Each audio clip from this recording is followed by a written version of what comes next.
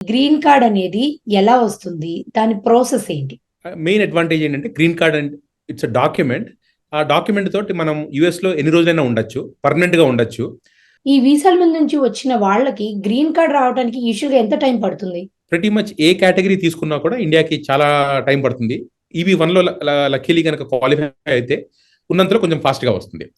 It still takes a couple of years. అదే EB2, EB3 అయితే right now 2012 అంటే almost 11 years back ఈ ప్రాసెస్లో స్టార్ట్ చేసిన వాళ్ళకి ఇవాళ వస్తున్నాయి గ్రీన్ కార్డ్స్. సో ఒక యూఎస్ సిటిజన్ని కనుక ఎవరైనా పెళ్లి చేసుకుంటే జనరల్గా 1 ఇయర్లో రావచ్చు.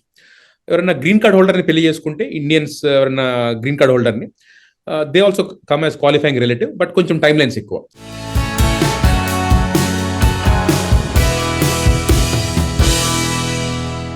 నమస్తే. Welcome to Swarna talks in USA. 12 సంవత్సరాలకు పైగా తన అటార్నీగా తన సర్వీసెస్‌ని అందిస్తూ 20,000కి పైగా H-1B వీసాస్‌ని ఫైల్ చేసిన ఇమిగ్రేషన్ అటార్నీ చాంద్ పర్వతనేని గారు ఉన్నారండి. మరి ఆలస్యం చేయకుండా ఇన్వైట్ చేసేద్దాం. నమస్తే అండి చాంద్ గారు. ఎలా ఉన్నారు? హలో స్వర్ణ గారు, thank you so much. Thank you అండి. సో చాంద్ గారు, welcome to our show. And అలానే అసలు ఇక్కడ ఒక విషయం గురించి ఈరోజు గ్రీన్ కార్డ్ అనే ఒక టాపిక్ గురించి మాట్లాడదాం అనుకుంటున్నానండి. ఇండియన్స్ కి పర్మనెంట్ గా యుఎస్ లో ఉండాలి అనుకునే వాళ్ళకి గ్రీన్ కార్డ్ అనేది చాలా ఇంపార్టెంట్ ఇక్కడ. సో అసలు ఈ గ్రీన్ కార్డ్ అనేది ఎలా వస్తుంది? దాని ప్రాసెస్ ఏంటి? కొంచెం ఈజీగా అందరికి అర్థమయ్యేటట్టు ఎక్స్ప్లెయిన్ చేయండి. So green card main advantage ఏంటంటే green card and it's a document. ఆ డాక్యుమెంట్ తోటి మనం యుఎస్లో ఎన్ని రోజులైనా ఉండొచ్చు, పర్మనెంట్గా ఉండొచ్చు. వీసా తీసుకోవాలి, వీసా ఎక్స్పైర్ అయిపోతుంది, ఆ ఇష్యూ ఉండదు. మనం ఎవరికంటే వాళ్ళకి జాబ్ చేయొచ్చు. మామూలుగా మనం ఇండియన్స్ H-1B అంటాం, వాళ్ళు పర్మిషన్ తీసుకోవాలి, H-1B అప్రూవల్ తెచ్చుకోవాలి, స్టాంపింగ్కి వెళ్ళాలి. సో గ్రీన్ కార్డ్ ఏంటంటే almost like US citizenship. Only thing ఏంటంటే యుఎస్లో ఓటింగ్ రైట్స్ ఉండవు. ఒక్క ఓటింగ్ రైట్స్ తప్ప ప్రతి మచ్ ఆల్మోస్ట్ అన్ని రైట్స్ ఉంటాయి. రైట్స్ అంటే right to work, right to travel, so ఎక్కడికంటే అక్కడ ట్రావెల్ చేయొచ్చు. రైట్ టు వర్క్ అంటే ఏ కంపెనీ కంటే ఆ కంపెనీకి పని చేసుకోవచ్చు. సో ఎనీ లీగల్ ఆక్యుపేషన్లో పని చేయొచ్చు.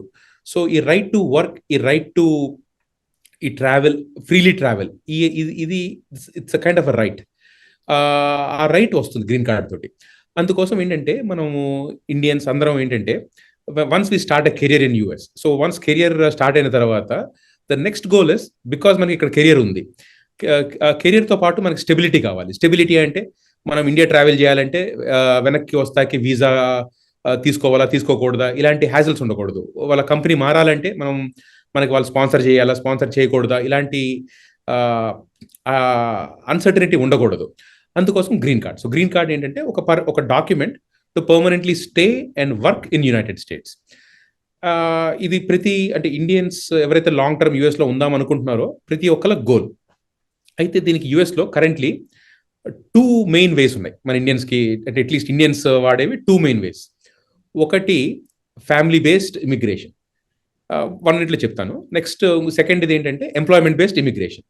సో ఫ్యామిలీ బేస్డ్ ఇమిగ్రేషన్ అంటే ఒక క్వాలిఫైయింగ్ రిలేటివ్ యుఎస్లో యుఎస్ సిటిజన్. సో వాళ్ళు యుఎస్ సిటిజన్, మనం వాళ్ళకి క్వాలిఫైయింగ్ రిలేటివ్ కనుక వాళ్ళు మనకి స్పాన్సర్ చేయగలరు. అది ఒక way, family based immigration.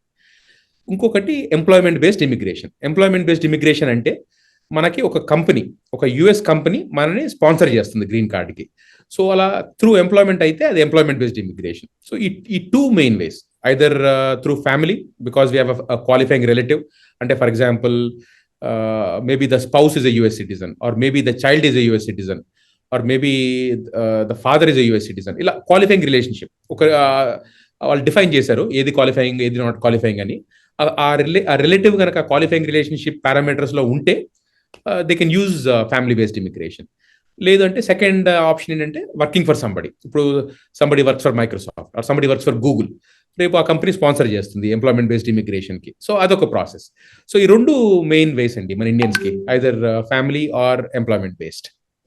Okay. అంటే మరి ఈ గ్రీన్ కార్డ్ అనేది ఈ 2 ఆప్షన్స్ ద్వారా, అంటే అవకాశాల ద్వారా తెచ్చుకోవచ్చు అని చెప్పారు. మరి యూజువల్‌గా వీసాల మీద వస్తూ ఉంటారు కదండీ, ఇండియా నుంచి గాని ఎక్కడి నుంచైనా.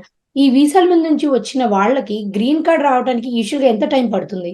జనరల్గా ఇప్పుడు వీసా అనేది టెంపరరీ డాక్యుమెంట్. అంటే ఏంటంటే వాళ్ళు ఆ వీసా ఎన్ని రోజులకైతే వచ్చిందో ఆ పర్టికులర్ పర్పస్ కోసం వచ్చి ఆ పని చేసేసుకుని బ్యాక్ వెళ్ళాలి. అంటే జనరల్గా మనం ఇండియన్స్ని స్టూడెంట్స్ కింద చూస్తాం, F1 వీసా. సో స్టూడెంట్స్ అయితే F1 వీసా.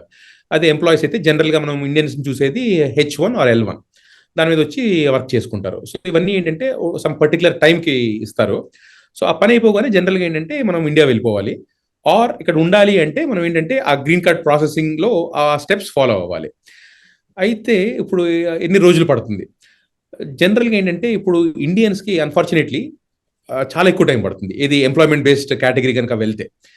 రీజన్ ఏంటంటే ఇండియన్స్ మనకి ఇక్కడ ఒక కాన్సెప్ట్ ఉంది. ఒక కంట్రీకి 7% ఆఫ్ కోటా మాత్రమే ఇవ్వచ్చు అని. సో ఇండియాలో పుట్టితే అంటే if somebody is born in India, so country of birth India కింద కౌంట్ అవుతుంది. సో ఇండియన్స్లో ఏంటంటే చాలా బ్యాక్లాగ్ ఉండటం వల్ల 7% కోటా కంట్రీ కోటా ఉంది కనుక ఆ హ్యూజ్ బ్యాక్లాగ్ వల్ల ఇండియన్స్కి చాలా టైం పడుతుంది డిపెండింగ్ ఆన్ ద కేటగిరీ. ఇప్పుడు ఎంప్లాయ్మెంట్ బేస్డ్ అన్నారనుకోండి, ఎంప్లాయ్మెంట్ బేస్డ్లో 5 కేటగిరీస్ ఉన్నాయి. EB1, EB2, EB3, EB4, EB5. ప్రతి మచ్ ఏ కేటగిరీ తీసుకున్నా కూడా ఇండియాకి చాలా టైం పడుతుంది. EB1లో లక్కీలీ కనుక క్వాలిఫై అయితే ఉన్నంతలో కొంచెం ఫాస్ట్గా వస్తుంది. It still takes a couple of years. అదే EB2, EB3 అయితే రైట్ నౌ 2012 అంటే ఆల్మోస్ట్ 11 years బ్యాక్ ఈ ప్రాసెస్లో స్టార్ట్ చేసిన వాళ్ళకి ఇవాళ వస్తున్నాయి గ్రీన్ కార్డ్స్. సో 2012లో వాళ్ళకి ఇవాళ వస్తున్నాయి. బట్ ఇవాళ ఏంటంటే ఆ క్యూ పెరిగిపోయింది. సో ఇవాళ కనుక ఎవరైనా ఎంటర్ అవుతే it can take even up to 100 years అంటున్నారు. So employment based categories can take a very long time current రూల్స్లో ఇండియన్స్కి. వేరే కంట్రీస్కి ఫాస్ట్గానే వస్తున్నాయి, ఎందుకంటే వేరే కంట్రీస్కి ఆ కంట్రీ కోటా ఇష్యూ లేకపోవడం వల్ల కొంచెం ఫాస్ట్గా వస్తున్నాయి. అగైన్ ఫ్యామిలీ బేస్డ్కి వెళ్దాం. ఫ్యామిలీ బేస్డ్లో if somebody marries a US citizen, జనరల్గా ఏంటంటే గ్రీన్ కార్డ్ వాళ్ళకి కోటా ఉండదు. సో వాళ్ళకైతే ఇమీడియట్గానే వస్తాయి. ఇమీడియట్గా అంటే whatever time it takes to process the application. So typically ఒక 1 year is average that it takes to process an application. So ఒక US సిటిజన్ని కనుక ఎవరైనా పెళ్లి చేసుకుంటే జనరల్గా 1 yearలో రావచ్చు. ఎవరైనా గ్రీన్ కార్డ్ హోల్డర్ని పెళ్లి చేసుకుంటే ఇండియన్స్ ఎవరైనా గ్రీన్ కార్డ్ హోల్డర్ని they also come as qualifying relative, but కొంచెం టైం లైన్స్ ఎక్కువ. సో కరెంట్లీ ఏంటంటే డేట్స్ కరెంట్ లేవు, సో కపుల్ ఆఫ్ ఇయర్స్ పడుతుంది.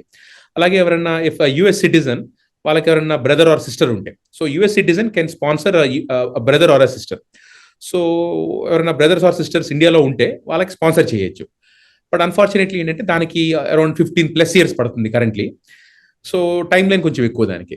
సో ఇలా వేరియస్ కేటగిరీస్ ఉన్నాయి. సో ఒక్కొక్క కేటగిరీకి ఒక్కొక్క టైం లైన్ ఉంది. That being said, the fastest is if somebody spouse is a US citizen spouse ఉంటే మాత్రం చాలా almost within a year green cards వస్తాయి. ఎంప్లాయ్మెంట్ బేస్డ్ సైడ్ వెళ్తే EB1లో కనుక క్వాలిఫై అయితే typically they can expect a green card very quickly. That quickly also is a couple of years right now. Okay. So different సినారియోలో situations బట్టి time అనేది different కన్‌స్ట్రెయిన్‌లో ఉందన్నమాట. So right. మరి ఇంత ఇప్పుడు కష్టపడి చాలా వెయిట్ చేసిన వాళ్ళు, చాలా ఖర్చు పెట్టిన వాళ్ళు అన్ని రకాలుగా సిట్యుయేషన్స్‌లో ఉంటారు గదండీ! వాళ్ళకి గ్రీన్ కార్డ్ వచ్చిన తర్వాత జనరల్‌గా సిటిజన్‌షిప్ కోసం ఇంకెంత టైం వెయిట్ చేయాల్సొస్తుంది? గ్రీన్ కార్డ్లో ప్రతి మచ్ ఏంటంటే అన్ని రైట్స్ ఉంటాయి, ఎవ్రీథింగ్ ప్రతి రైట్ ఉంటుంది. అయితే గ్రీన్ కార్డ్లో మెయిన్ ప్రాబ్లం ఏంటంటే you don't have the right to participate in civil elections. So అది మేజర్ థింగ్ అది. సో దానికోసం చాలా మంది ఏంటంటే they want become US citizens. ఇంకొక థింగ్ ఏంటంటే మీకు లో గ్రీన్ కార్డ్ ఉంటే they are suppose to permanently stay in US. అంటే US లో మెజారిటీ ఆఫ్ ద టైం ఉండాలి. సో కొందరు ఏంటంటే ఇండియా బ్యాక్ అండ్ ఫోర్త్ వెళ్ళి వద్దాం అనుకుంటా ఉంటారు. సో చాలా మంది ఏంటి 6 months కనుక US లో ఉండకపోతే ప్రాబ్లమ్స్ క్రియేట్ అవుతాయి, ఇలాంటివి ఉన్నాయి, which also has some basis. So ఇలా మనం ఎక్స్టెండెడ్ స్టే ఇండియాలో ఉందాం అనుకుంటున్నాం అనుకోండి, గ్రీన్ కార్డ్ తోటి ఒక్కోసారి ప్రాబ్లమ్స్ క్రియేట్ అవుతాయి.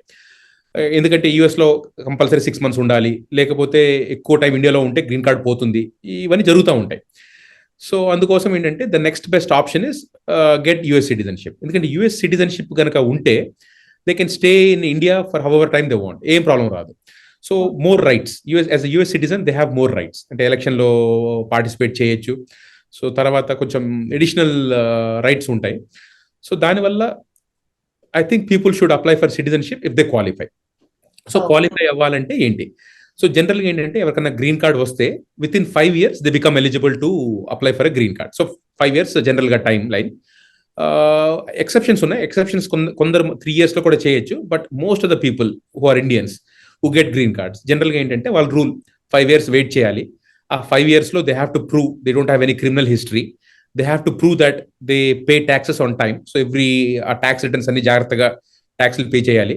సో ప్రూవ్ చేసుకోవాలి మనం US గవర్నమెంట్కి that we are maintaining continuous residence in US. Taxes pay చేస్తున్నాము, క్రిమినల్ హిస్టరీ లేదు, ఇవి ప్రూవ్ చేసుకుంటే very very simple process citizenship వస్తాం అనేది 5 years అవ్వగానే.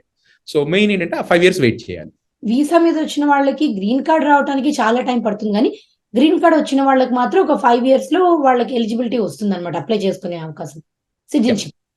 దట్ ఈస్ కరెక్ట్ అండి. గ్రీన్ కార్డ్ వచ్చిన తర్వాత వెరీ స్మూత్ ప్రాసెస్. జస్ట్ ఏంటంటే ఆ 5 years వెయిట్ చేస్తే 5 years అయిపోగానే మనం అప్లై చేసుకుంటాము. ఇట్స్ అ ప్రెడి క్విక్ ప్రాసెస్, పెద్ద టైం పట్టదు. At least it's a predictable process. Green cards ఏంటంటే అన్ఫార్చునేట్లీ అసలు ఎన్ని రోజులు పడుతుందో కూడా తెలియని సిచ్యువేషన్ ఉంది ఇప్పుడు. ఎందుకంటే ఆ డేట్స్ అలా బ్యాక్ వెళ్ళిపోతాం. సో కొందరు 100 years పడుతుంది అనటం, అదంతా ఏంటంటే unfortunately that is true current rules లో. But green cards to citizenship మాత్రం కొంచెం ప్రెడిక్టబుల్ రౌట్. ఎందుకంటే మనకి అట్లీస్ట్ ఇన్ ఇయర్స్ లో అవుతుంది అనే అట్లీస్ట్ ఒక ఇది అయితే ఉంది, హోప్ అయితే ఉంది. Awesome, thank you so much Chand గారు ఫర్ ఆల్ దిస్ ఇన్ఫర్మేషన్. మీరు ఎప్పుడు కూడా మా షోకి వచ్చినా కూడా చాలా యూస్ఫుల్ అండ్ ఇన్ఫర్మేటివ్ ఇన్ఫర్మేషన్స్ తో మాతో వస్తున్నారు. సో మరొకసారి మీ టైం మాకు ఇచ్చినందుకు థ్యాంక్ యూ సో మచ్ అండి. సో వ్యూవర్స్, ఇలాంటి మంచి ఇన్ఫర్మేటివ్ షోస్ కోసం చూస్తూ ఉండండి స్వర్ణ టాక్స్ న్యూస్. మళ్ళీ మంచి ఎపిసోడ్స్ మీ ముందుకు వచ్చేస్తాను. అంతవరకు నమస్తే.